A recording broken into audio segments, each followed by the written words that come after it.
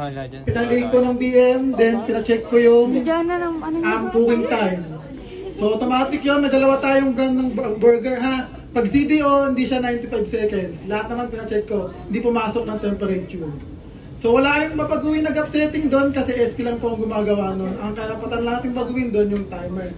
Hanggat makuha natin yung internal temp ng patty. Okay? Ang hinahanap ko dito yung tikas. So dalawa sila naglaban nun. So siya lang din naman ang pumunta sa storage para i-check yung kung anong burger McDo meron. So congratulations to Tinate Orasco.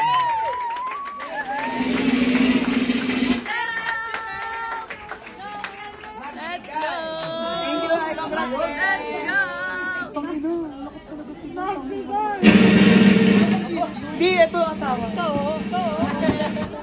Congrats na. Mag-video ko.